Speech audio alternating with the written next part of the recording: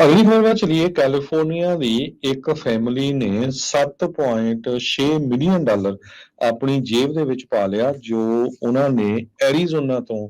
Cans bottle ਜਿਹੜੀਆਂ ਹੁੰਦੀਆਂ ਆ ਯੂਜ਼ਡ ਹੁੰਦੀਆਂ, ਉਹਨਾਂ ਨੂੰ ਲਿਆ ਕੇ ਕੈਲੀਫੋਰਨੀਆ ਦੇ ਵਿੱਚ ਰੀਸਾਈਕਲ ਕਰ ਦਿੱਤਾ। ਸੋ ਪ੍ਰੋਸੀਕਿਊਟਰਸ ਕੈਲੀਫੋਰਨੀਆ ਦੇ ਇਹ ਕਹਿ ਰਹੇ ਵੀ ਇਹ ਫਰਾਡ ਆ, ਜੀ ਕਿਉਂਕਿ ਐਰੀਜ਼ੋਨਾ ਦੇ ਵਿੱਚ ਜਦੋਂ ਤੁਸੀਂ ਕੋਕ ਦੀ ਬੋਤਲ ਜਾਂ ਹੋਰ ਜਿੰਨੀਆਂ ਵੀ ਇਹ ਕੈਨਸ ਹੈਗੇ ਆ ਪੀ ਕੇ ਉਹਨਾਂ ਨੂੰ ਸਿੱਟ ਦਿੰਦੇ ਆ ਤੇ ਉਹਨਾਂ ਦਾ ਕੋਈ ਵੀ ਪੈਸਾ ਵਾਪਸ ਨਹੀਂ ਮਿਲਦਾ, ਜਦਕਿ ਕੈਲੀਫੋਰਨੀਆ ਦੇ ਵਿੱਚ 5 ਸੈਂਟ ਤੋਂ ਲੈ ਕੇ 10 ਸੈਂਟ ਤੱਕ ਪੈਸੇ ਆ ਉਹ ਪਰ ਕੈਨ ਦੇ ਹਿਸਾਬ ਨਾਲ ਦਿੱਤੇ ਜਾਂਦੇ ਆ, ਤੇ ਲੋਕਾਂ ਦਾ ਹੀ ਇਹ ਟੈਕਸ ਪੇਅਰ ਮਨੀ ਆ ਜਿਸ ਨੂੰ ਯੂਜ਼ ਕੀਤਾ ਜਾਂਦਾ ਹੈਗਾ। ਸਦਰਨ ਕੈਲੀਫੋਰਨੀਆ ਤੋਂ ਇਹ ਫੈਮਿਲੀ ਬਿਲੋਂਗ ਕਰਦੀ ਹੈਗੀ ਆ। ਕਹਿੰਦੇ ਵੀ ਇਹਨਾਂ ਨੇ $1 million worth of illegal imported beverages containers ਇਹਨਾਂ ਕੋਲ ਰਿਸੀਵ ਕੀਤੇ ਆ, ਇਹਨਾਂ ਕੋਲ ਫੜੇ ਵੀ ਹੈਗੇ ਆ। ਮਿਲੀਅਨਸ ਆਫ ਡਾਲਰ ਇਹਨਾਂ ਨੇ ਬਣਾਏ ਆ। ਫੈਲਨੀ ਕੰਪਲੇਨ ਇਹਨਾਂ ਦੇ ਅਗੇਂਸਟ ਫਾਈਲ ਕੀਤੀ ਗਈ ਸੀ ਰਿਵਰਸਾਈਡ ਕਾਉਂਟੀ ਦੇ ਵਿੱਚ। ਇੱਕੋ ਪਰਿਵਾਰ ਦੇ 8 ਜਾਣੇ ਇਹਦੇ ਵਿੱਚ ਇਨਵੋਲਵ ਹੈਗੇ ਆ। ਐਰੀਜ਼ੋਨਾ ਤੋਂ ਇਹ ਕੈਨਸ ਲਿਆਂਦੇ ਸੀ, ਇਹਨਾਂ ਨੇ 178 ਟਨ ਕੈਨ ਐਰੀਜ਼ੋਨਾ ਤੋਂ 8 ਮਹੀਨਿਆਂ ਦੇ ਵਿੱਚ ਲਿਆਂਦੇ ਤੇ ਉਹਨਾਂ ਨੂੰ ਰੀਸਾਈਕਲ ਕਰਨ ਦੇ ਲਈ ਕੈਲੀਫੋਰਨੀਆ ਦੇ ਵਿੱਚ ਦਿੱਤਾ, ਜਿਸ ਤੋਂ ਉਹਨਾਂ ਨੇ $7.6 ਮਿਲੀਅਨ ਕਮਾਇਆ। ਅਟਾਰਨੀ ਜਨਰਲ ਰੌਬ ਬਾਂਟਾ ਕੈਲੀਫੋਰਨੀਆ ਦੇ ਕਹਿੰਦੇ ਆ ਇਹ ਇਲੀਗਲ ਆ ਬੇਵਰੇਜ ਕੰਟੇਨਰ ਜੋ ਇੰਪੋਰਟ ਕਰਨੇ ਕਿਸੇ ਵੀ ਸਟੇਟ ਤੋਂ, ਕਿਉਂਕਿ ਕੈਲੀਫੋਰਨੀਆ ਸਟੇਟ ਜਿਸ ਤਰ੍ਹਾਂ ਮੈਂ ਤੁਹਾਨੂੰ ਦੱਸਿਆ ਹੀ ਹੈ 5 ਤੋਂ ਲੈ ਕੇ 10 ਸੈਂਟ ਤੱਕ ਕੈਲੀਫੋਰਨੀਆ ਰਿਡੈਂਪਸ਼ਨ ਵੈਲਿਊ, ਇਹ CRV ਜਿਹਨੂੰ ਕਹਿ ਦਿੰਦੇ ਆ, ਉਹ ਪੈਸੇ ਦਿੰਦੀ ਹੈਗੀ ਜਦੋਂ ਤੁਸੀਂ ਉਹ ਰੀਸਾਈਕਲਿੰਗ ਸੈਂਟਰ ਨੂੰ ਆਪਣੇ ਕੈਨ ਜਾਂ ਪਾਣੀ ਦੀਆਂ ਬੋਤਲਾਂ ਜਿਹੜੀਆਂ ਖਾਲੀ ਹੁੰਦੀਆਂ ਇਹ ਦਿੰਦੇ ਆ। 1200 ਦੇ ਕਰੀਬ ਰੀਸਾਈਕਲਿੰਗ ਸੈਂਟਰ ਕੈਲੀਫੋਰਨੀਆ ਦੇ ਵਿੱਚ ਹੈਗੇ ਆ। ਐਰੀਜ਼ੋਨਾ 'ਚ ਇਦਾਂ ਦਾ ਕੋਈ ਪ੍ਰੋਗਰਾਮ ਨਹੀਂ ਹੈਗਾ। ਇਹ ਪਹਿਲੀ ਵਾਰੀ ਨਹੀਂ ਹੋਇਆ, ਇਸ ਤੋਂ ਪਹਿਲਾਂ ਵੀ 6 ਲੋਕਾਂ ਨੂੰ ਚਾਰਜ ਕੀਤਾ ਗਿਆ ਸੀ ਜੋ ਐਰੀਜ਼ੋਨਾ ਤੋਂ ਲਿਆ ਕੇ ਕੇਨਸ ਜਾਂ ਵਾਟਰ ਬੋਟਲਸ ਜਿਹੜੀਆਂ ਖਾਲੀ ਆ ਪਲਾਸਟਿਕ ਦੀਆਂ, ਉਹਨਾਂ ਨੂੰ ਲਿਆ ਕੇ ਕੈਲੀਫੋਰਨੀਆ ਦੇ ਵਿੱਚ ਰੀਸਾਈਕਲਿੰਗ ਸਕੀਮ ਦੇ ਅੰਡਰ ਉਹਨਾਂ ਨੇ $10 ਮਿਲੀਅਨ ਬਣਾਇਆ ਸੀ। ਸੋ 2010 ਤੋਂ ਲੈ ਕੇ 2019 ਤੱਕ 9 ਸਾਲਾਂ ਦੇ ਵਿੱਚ 93 ਲੋਕਾਂ ਨੂੰ ਕੈਲੀਫੋਰਨੀਆ ਸਟੇਟ ਨੇ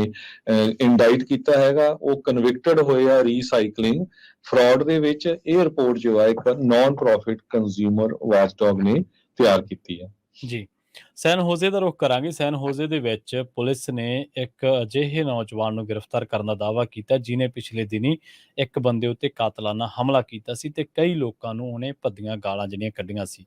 31 ਸਾਲਾ ਇਹ ਬੰਦਾ ਸੈਨ ਹੋਜ਼ੇ ਦਾ ਰਹਿਣ ਵਾਲਾ ਤੇ ਆਇਡੈਂਟੀਫਾਈ ਕੀਤਾ ਗਿਆ ਉਹਨੂੰ ਵਿਲੀਅਮ ਸਟੀਵਰਟ ਦੇ ਨਾਮ ਤੇ ਉਹਨੂੰ ਅਰੈਸਟ ਕੀਤਾ ਗਿਆ ਸ਼ੱਕ ਦੇ ਆਧਾਰ ਤੇ ਕਿ ਉਹਨੇ ਕਤਲ ਕਰਨ ਦੀ ਕੋਸ਼ਿਸ਼ ਕੀਤੀ ਤੇ ਲੁੱਟ ਖੋਹ ਦੇ ਇਰਾਦੇ ਦੇ ਨਾਲ ਜੁਲਾਈ 19 2023 ਨੂੰ ਉਹਨੇ ਇੱਕ ਸਟੈਬਿੰਗ ਇਨਸੀਡੈਂਟ ਨੂੰ ਵੀ ਅੰਜਾਮ ਦਿੱਤਾ ਹੈ। ਇਹ ਘਟਨਾ ਵਾਪਰੀ ਹੈ ਇੱਕ ਮਾਊਂਟੇਨ ਵਿਊ ਜਿਹੜਾ ਉੱਥੇ ਸੇਫਵੇ ਸਟੋਰ ਦੇ ਬਾਹਰ। ਅਫੀਸ਼ੀਅਲ ਰਿਪੋਰਟ ਦੇ ਮੁਤਾਬਕ ਮਾਊਂਟੇਨ ਵਿਊ ਪੁਲਿਸ ਡਿਪਾਰਟਮੈਂਟ ਆ ਜਿਹੜਾ, ਉਹਨਾਂ ਨੇ ਇਹ ਗੱਲ ਕਹੀ ਹੈ ਕਿ 34 ਸਾਲਾ ਇੱਕ ਜਿਹੜਾ ਕਿ ਬੰਦਾ ਸੀਗਾ ਈਸਟ ਪਾਲੋ ਆਲਟੋ ਦਾ ਰਹਿਣ ਵਾਲਾ, ਉਹਨੂੰ ਮਲਟੀਪਲ ਸਟੈਬ ਕੀਤੇ ਗਏ ਸੀਗੇ ਤੇ ਉਸ ਤੋਂ ਬਾਅਦ ਉਹ ਜ਼ਖਮੀ ਹੋ ਗਿਆ ਸੀਗਾ ਤੇ ਉਸ ਨੂੰ ਹਸਪਤਾਲ ਜਿਹੜਾ ਉਹ ਪਹੁੰਚਾਇਆ ਗਿਆ ਸੀਗਾ ਬੜੀ ਕ੍ਰਿਟੀਕਲ ਹਾਲਤ ਦੇ ਵਿੱਚ। ਉਸ ਤੋਂ ਬਾਅਦ ਪੁਲਿਸ ਨੇ ਇਸ ਮਸਲੇ ਦੀ ਜਦੋਂ ਜਾਂਚ ਪੜਤਾਲ ਕੀਤੀ ਸੀ ਤਾਂ ਕੈਸਟਰੋ ਸਟਰੀਟ VTA ਲਾਈਟ ਰੇਲ ਜਿਹੜਾ ਸਟੇਸ਼ਨ ਹੈ ਉੱਥੇ ਇਸ ਜਿਹੜਾ ਵਿਲੀਅਮ ਸਟੀਵਰਟ ਆ ਇਹਨੂੰ ਸ਼ੱਕ ਦੇ ਆਧਾਰ ਤੇ ਪੁਲਿਸ ਨੇ ਚੱਕਿਆ ਤੇ ਜਦੋਂ ਇਹ ਤੋਂ ਪੁੱਛਗਿੱਛ ਕੀਤੀ ਗਈ ਤਾਂ ਫਿਰ ਪਤਾ ਲੱਗਿਆ ਕਿ ਇਹ ਜਿਹੜਾ ਬੰਦਾ ਸਟੀਵਰਟ ਆ ਜਿਹੜਾ ਇਹੀ ਹੋ ਸਕਦਾ ਜਿਹਨੇ ਉਹ 34 ਸਾਲਾ ਈਸਟ ਪਾਲੋ ਆਲਟੋ ਦੇ ਰਹਿਣ ਵਾਲੇ ਬੰਦੇ ਦੇ ਉੱਤੇ ਹਮਲਾ ਕੀਤਾ ਸੀਗਾ। ਪਤਾ ਲੱਗਿਆ ਕਿ ਬਾਅਦ ਦੇ ਵਿੱਚ ਜਿਹੜਾ ਇਹ ਵਿਕਟਮ ਸੀਗਾ ਇਹਨੇ